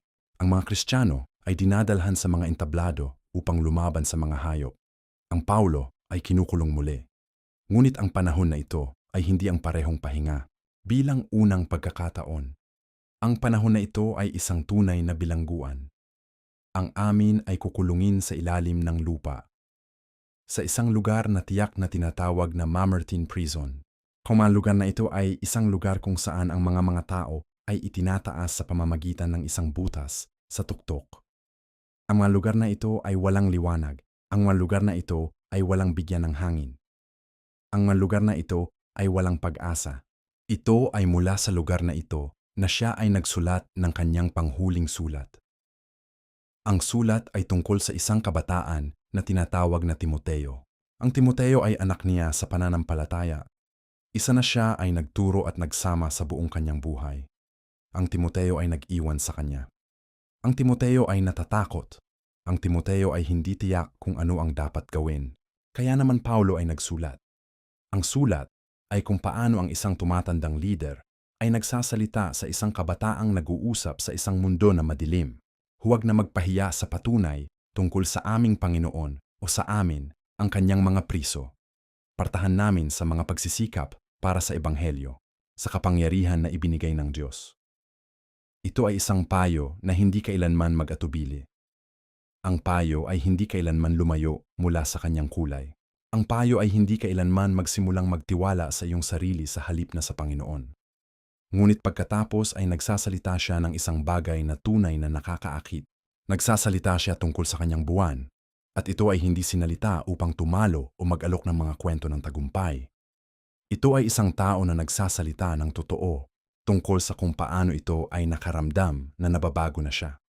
Dahil ang Demas ay nag-iwan sa akin na umibig sa kasalukuyang mundo at sumama sa amin sa Thessalonica. Ang mga tao na sinuportahan siya ay umalis. Ang mga tao na inaasahan niya ay pumili na maghanap ng ibang kita. Ang mga tao na nag-alok ay naging nag-iwan. Lamang si Lucas ay kasama ko. Isang taong lalaki ay nananatili. Isang taong lalaki na nagpili na manatili. Isang taong lalaki na alam kung bakit kami ay nakikipag-ugnayan sa amin. Isang taong lalaki na hindi umalis. Ngunit ang pinakamanghang bahagi ng sulat ay isang napakasimpleng hiling. Sa malapit sa dulo, magdala sa amin ng aming coat na iniwan ko sa Carpus sa Troas at ang aming mga libro, higit sa lahat ang mga pergameno. Isang bihis. Ang aming bihis dahil malamig ang biglang inuman. Ang aming mga libro. Ang aming mga pergameno. Kahit sa tabi ng kamatayan, kami ay nais pa rin na magsulat. Kami ay nais pa rin na magsulat. Kami ay nais pa rin na maturo. At huwag kalimutan na darating ang lamig. Malamig ang pinakasimpleng katotohanan. Ang malamig ay paparating. Ang malamig ay hindi na mawali. Ang malamig ay magiging bahagi ng kanyang karanasan. Kaya naman hiling niya lamang ay isang bihis na magbigay ng sapat na mainit upang manatiling buhay para sa ilang araw pa. Ngunit ang sulat ay nagsisimula sa isang paraan na hindi mo malilimutan. Ang sulat ay nagsisimula sa pag-aalala sa kanyang kamatayan. Ang sulat ay nagsisimula sa pag-alok ng kanyang tagumpay. Ang sulat ay nagsisimula sa pagsasalita tungkol sa kung paano siya ay labanan ang magandang labanan. Labanan ko ang magandang labanan, nagtapas ko ang karera, nanatili ko ang tiwala. Ngayon ay naghihintay para sa amin ang korona ng katumbasan, na ang Panginoon, ang makatarungang hukom, ay magbibigay sa amin sa araw na iyon. Ito ay hindi tungkol sa pagwagi laban sa aming mga kaaway. Ama, ito ay hindi tungkol sa pagkamit ng kapangyarihan sa mundo. Ito ay tungkol sa pagiging tapat. Ito ay tungkol sa pagtapas ng may integridad. Ito ay tungkol sa pagtatapos ng may puso na nakatuon pa rin sa isa na kanya ay pumusitif. Ito ang lihim na ang susi sa lahat ng sulat na ito. Kami ay hindi nakikipag-ugnayan dahil kami ay nanalo. Kami ay nakikipag-ugnayan dahil kami ay nanatiling tapat. Kami ay hindi sumusumikap dahil kami ay sigurado. Kami ay nagsusumikap dahil ang Diyos ay nararapat ng aming pagsisikap. Kami ay hindi nagpapatuloy dahil makikita namin ang tagumpay. Kami ay nagpapatuloy dahil ang tagumpay ay nauugnay sa pagpapatuloy, hindi sa nakakaakit na liwanag. Ang mapasaysawan ay nagsasabi tama na Paulo ay naging mga martir. Ang mga pasaysayan ay nagsasabi sa amin na ang aming kinabukasan ay naging isang patay, na kung saan siya ay naging tumakbo, at ang aming wakas ay naging isang kamatayan, na kung saan siya ay naging pinatay ng isang espada. Ang tradisyon ay nagsasabi na kami ay nagsimula mula sa isang kalsada na nangunguna mula sa lungsod tungo sa Port of Ostia Kaya doon, sa isang madamdaming lugar, ang kwento ay nagtapos. Ang Paulo ay walang kupas. Ang Paulo ay wala na. Ang Paulo ay patay. Pero ang kanyang mga sulat ay nabuhay.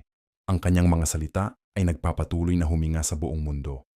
Ang kanyang mga ideya ay patuloy na nagpapabago ng mga puso.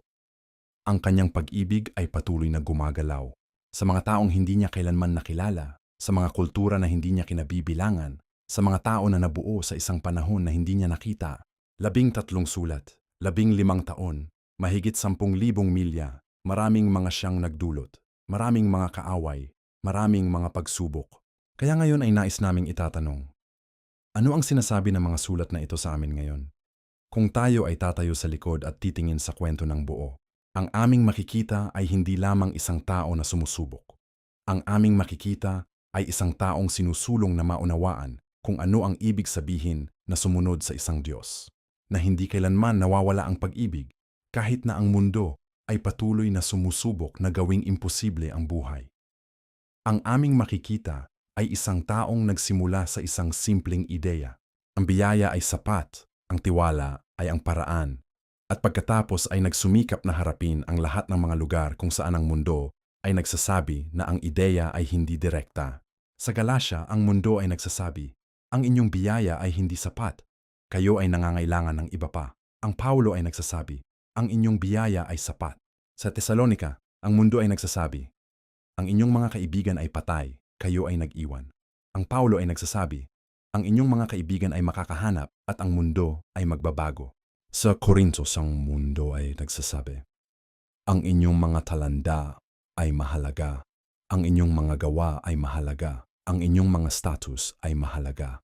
Ang Paulo ay nagsasabi, ang inyong pag-ibig ay ang mahalaga. Lahat ng iba ay katulad ng tunog na walang musikang. Sa Roma, ang mundo ay nagsasabi, ang inyong mga gawain ay nagtukoy sa inyong halaga. Ang Paulo ay nagsasabi, ang Diyos ay nagtukoy sa inyong halaga. Walang imahe na makakasakit sa kayo. Sa mga sulat mula sa bilangguan, ang mundo ay nagsasabi, ang inyong kalagayan ay nagtatapos. Ang inyong kinabukasan ay walang pag-asa. Ang Paulo ay nagsasabi, ang inyong kalagayan ay nagsisimula. Ang inyong kinabukasan ay nagsisimula ngayon. Ito ang kapatagan ng mga sulat na ito. Ito ang puso ng mga sulat na ito. Ang bawat sulat ay isang kwento tungkol sa kung paano ang Diyos ay nagsasalita. Sa isang lugar kung saan ang mundo ay nagsasasalita ng isa. Ngunit nais naming maging mas malalim pa. Nais naming tanungin, ano ang ibig sabihin ng lahat ng ito para sa amin? Para sa inyong buhay? Para sa inyong kinabukasan? Unang bagay, ang Ebanghelyo ay nakakatugon sa iyo kung saan ka naroroon. Sa Galacia, ang problema ay tungkol sa papatlaan. Sa Tesalonika, ang problema ay tungkol sa pag-asa. Sa Korinto, ang problema ay tungkol sa pagmamahal. Sa Roma, ang problema ay tungkol sa halaga. Sa mga sulat mula sa bilangguan, ang problema ay tungkol sa pinakamalalim na mga takot. Ngunit ang sagot ay nasa palaging pareho. Ang Diyos ay nandito. Ang Diyos ay nag-aalaga. Ang Diyos ay nagmamahal. Hindi mahalaga kung saan ka naroroon sa iyong buhay.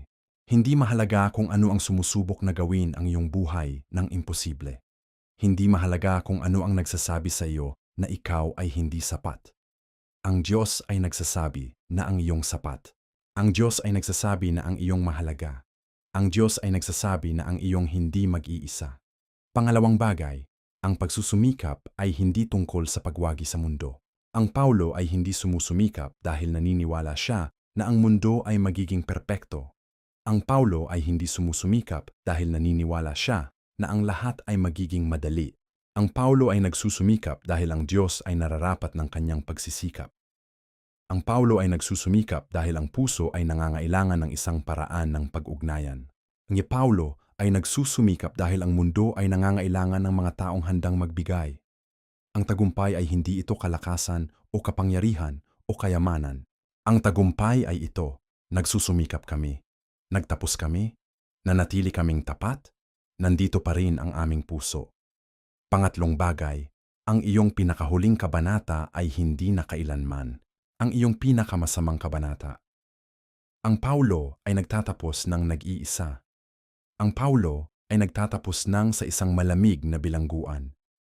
Ang Paulo ay nagtatapos ng walang inaasahang pag-asa, ngunit ang kanyang pinakahuling mga salita ay hindi tungkol sa pag-asa na ito. Ang kanyang pinakahuling mga salita ay tungkol sa tiwala.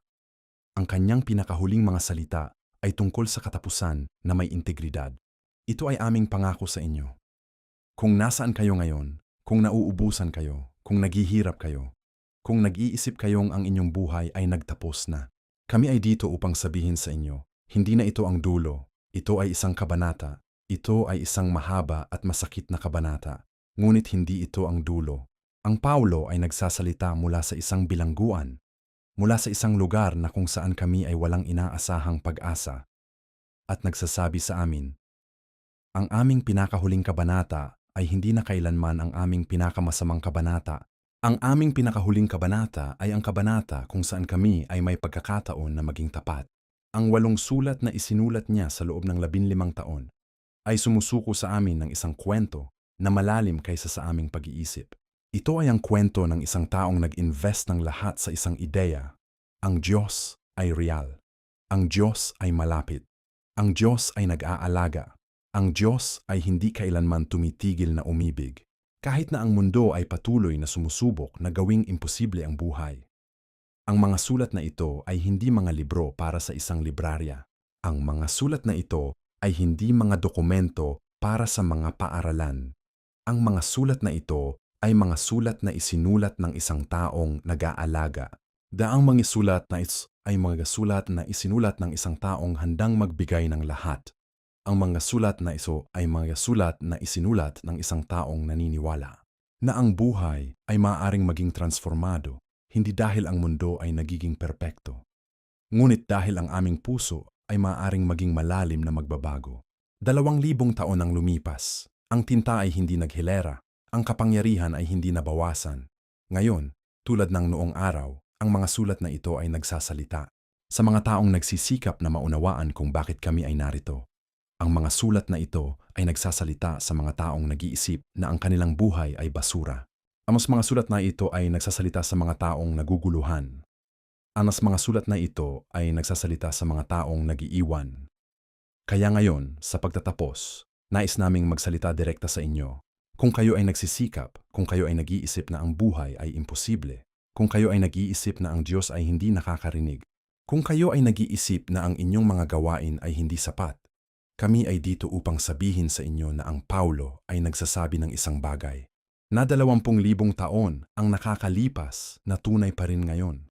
Ang Diyos ay nagsasalita. Ang Diyos ay nakikinig.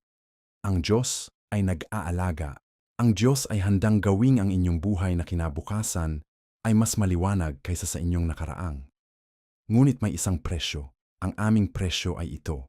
Ang buhay ay hindi magiging mas madali. Ang mundo ay hindi magiging mas mabuti. Ang mga taong ito ay hindi lahat ay sumusuporta sa inyo. Ngunit ang Diyos ay nandito. Ang Diyos ay nagsasabi na ang inyong sapat. Ang Diyos ay nagsasabi na ang inyong mahalaga. Ang Diyos ay nagsasabi na ang walang imahe ay makakasakit sa inyo. Kaya ngayon ay humihingi kami sa inyo na gawing para sa inyong sarili ang aming mga salita.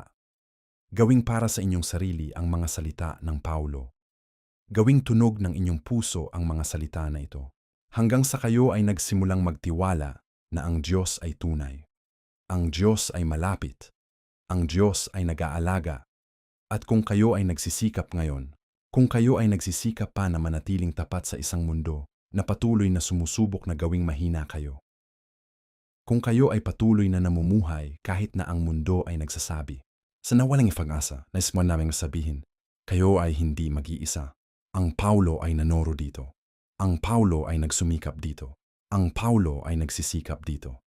Ang Paulo ay nag-iwan dito, hindi dahil siya ay nangako, ngunit dahil ang kanyang puso ay hindi makapagbahagi sa mga taong ito. Ang kanyang puso ay nag-aalok na ang kanilang puso ay sapat na paghubog ang mundo. And siya sa ng kaos, dani may kamumbut sa rin sa sinso. Baskin na fang umagswas na ito. Baskin na fats mo ito ng mabigat. Baskin na tang kumasabok ng malalim. Basahin ang mga ito at hayaang ang mga ito ay magsalita sa inyong puso. Dahil walang isa sa atin ay marunong tumugtog sa mundo kung wala kaming aming sariling puso na nag-uumpay. Ang Paulo ay nag-invest ng lahat. Ang Paulo ay nag-invest ng kanyang buhay. Ang Paulo ay nag-invest ng kanyang puso. Ang Paulo ay nag-invest sa amin. Hindi kami alam namin. Hindi kami alam kung saan kami ay pumupunta. Ngunit ang aming naniniwala na ang buhay ay magiging transformado. Kaya ngayon, ang aming mga tatak ay naniniwala na ang iyo ay magiging transformado. Ang aming naniniwala na ang iyong kinabukasan ay maaaring maging mas maliwanag.